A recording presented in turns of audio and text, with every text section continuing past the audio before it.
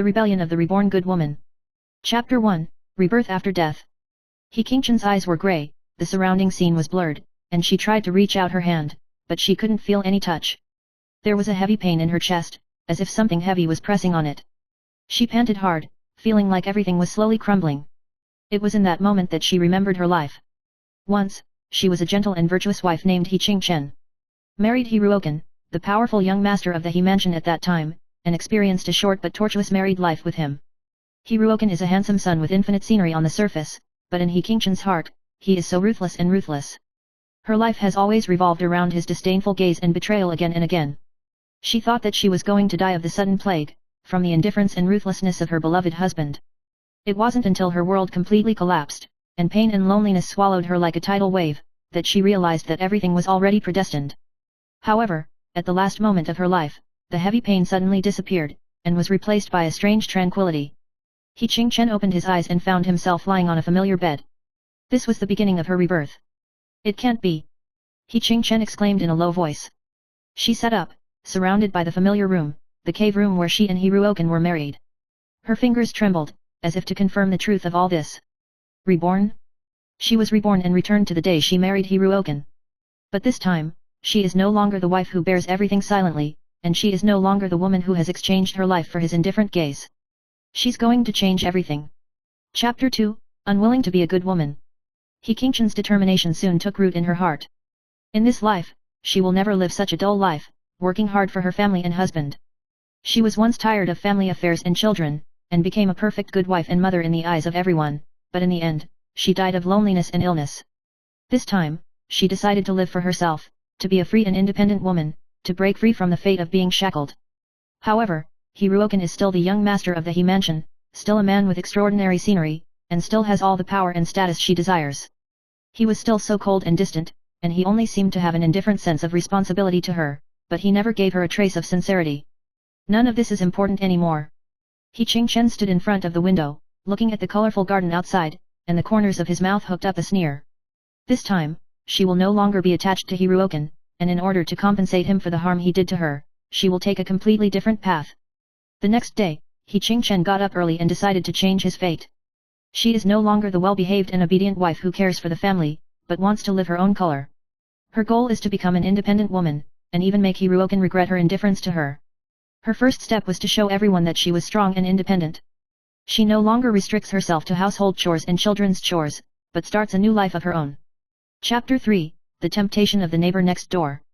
He Qingchen's change did not surprise He Ruoken, he was always indifferent to her. He Ruoken was as busy with government affairs and family affairs as ever, and turned a deaf ear to her decision. He Qingchen was not disappointed in her heart, she had already seen through all this, but she no longer had any expectations for the man she once loved. At this moment, the Zionjai next door, He Qinglang, one of the relatives of the He mansion, suddenly appeared. He often wandered around He Qingchen, occasionally bringing some novel books or delicate gadgets. He Qingchen thought at first that he was simply concerned about the health of the elders in his family, but gradually found that he seemed to have some special attention to himself. He Qinglang is young, handsome, and personable, which is in contrast to He Ruoken's indifference. Whenever he smiled, He Qingchen's heart would unconsciously feel a little throbbing. Mrs. He, I heard that you have been restless lately. Why don't you consider climbing the wall once? He Qinglang spoke lightly at a certain banquet, with a hint of banter in his tone. When He Qingchen heard this, his heart moved, but he still maintained a calm smile on his face. Climbing the wall? He Zionjai is really joking. She whispered, but there was a hint of consideration in her eyes. He Qinglang's eyes looked directly at her, as if waiting for her answer. He Qingchen felt a subtle atmosphere, and his heart tightened, but he still maintained an indifferent attitude. She was not in a hurry to express her position, and secretly pondered He Qinglang's thoughts in her heart. He Zionjai's mind is not pure. She whispered to herself, her heart already determined. All this still needs to be handled carefully by her. Chapter 4, The Road to Rebellion. As time passed, He Qingchen began to focus more on himself. She was actively involved in the business operations of Hefu, gradually changing from an unknown wife to a female figure who was up and coming in the business world. She is no longer the good wife and mother who only does housework, but she has become an independent, autonomous, and intelligent woman, and she has earned the respect of everyone in her social circle. However, He Qinglang's proximity is also becoming more and more obvious. His concern for He Qingchen is not only out of politeness, but also from the deep emotions of his heart. He Qingchen gradually realized that He Qinglang's feelings for her were not simple appreciation, but deep admiration. However, He Qingchen always remained vigilant in his heart. She didn't intend to rely on any man, whether He Ruokan or He Qinglang. What she longs for is her own life, not to fall into the cage of marriage again. I just want my own freedom. He Qingchen told herself this in her heart, and her eyes became more and more determined. Chapter 5, The Reversal of the Ending. While He Qingchen was actively building his future, He Ruokan suddenly filed for divorce from her. He Ruokan said coldly, He Qingchen, this marriage has long been meaningless to me. I don't need you anymore. He Qingchen was not surprised, she had already expected this day to come. She didn't rush to react, but smiled slightly.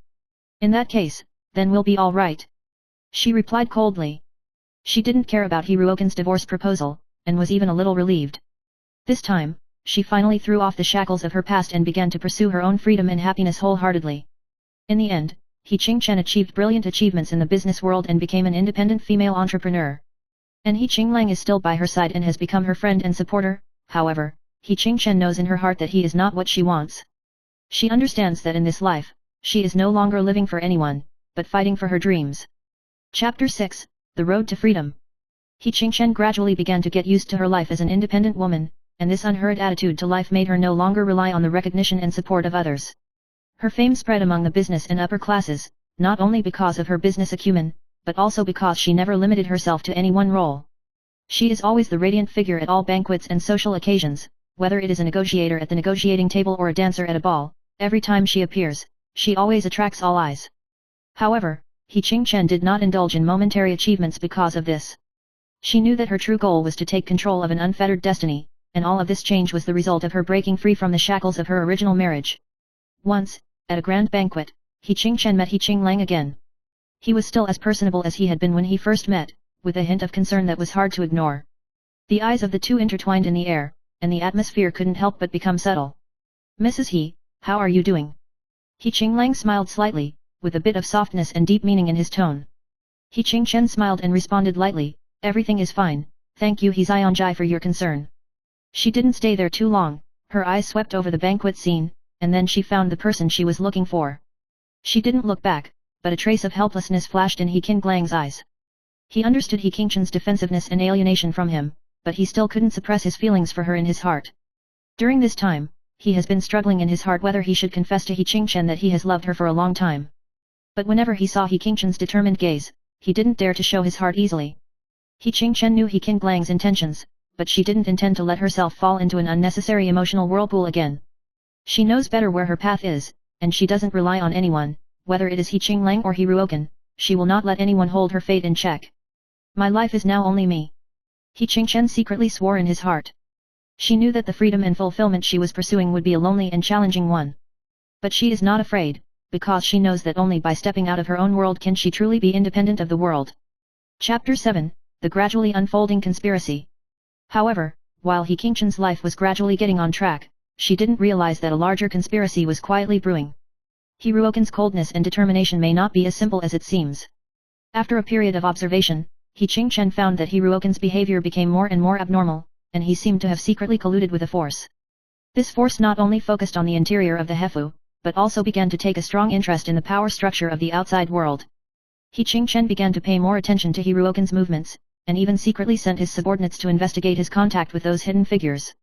She gradually discovers that He Ruokan actually intends to regain control of Hefu, and plans to join forces with external forces to overthrow the current power structure and achieve greater political goals.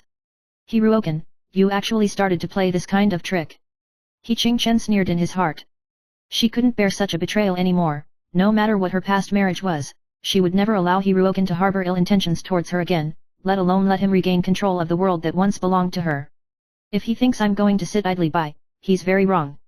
He Qingchen decided to take the initiative and completely expose this conspiracy. Chapter 8, Counterattacks and Choices. He Qingchen began to strategize and expose He Ruokan's plans one by one, and she began to quietly contact some important political figures to seek support for herself. Her actions attracted the attention of the upper echelons, especially He Qinglang, who had already seen her determination and plan from He Qingchen's actions.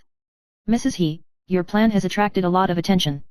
He Qinglang finally couldn't help but ask He Qingchen with a slight provocation in his tone, how are you going to deal with this matter? If you do it, it will not only be a challenge to He Ruokan, but also a challenge to the entire He mansion. He Qingchen looked at He Qinglang, and his eyes revealed firm determination. I always knew that this game was not just a confrontation with He Ruokan. It's more about my own future. No matter how difficult the road is, I will not back down. She said coldly, moreover, I have decided to go to the end of this war. He Qinglang shook his head helplessly and sighed deeply. Mrs. He, if you are sincere, then you will not only face He Ruokan, but the forces behind the entire He mansion. He Qingchen smiled slightly, then let's take a look at who will win the final victory in this chess game. In the dialogue between He Qingchen and He Qinglang, He Ruokan's conspiracy gradually emerged. It turned out that he had already formed an alliance with external forces and tried to achieve his goals through a political marriage, and all this would subvert the existing pattern of Hefu. But He Qingchen had no way out. She decided to fight back, dismantle He Ruokan's plans one by one, and win her future in the game of politics and power. Chapter 9, The Choice of Fate. When all the conspiracies gradually surfaced, He Qingchen realized that his choice had become an irreversible fate. She stood at the center of this conspiracy, knowing full well that no matter what the final outcome was, she would never be the woman who was at the mercy of others again. In this life, I will live for myself. He Qingchen took a deep breath, and his heart was extremely firm. In this game about family, power, and freedom, He Qingchen finally decided not only to defeat He Ruokan, but also to reshape his life and make himself more free and autonomous. And she also knows that this road is not an easy road, but as she said, as long as it is the road I choose, even if it is bumpy, I must go on bravely.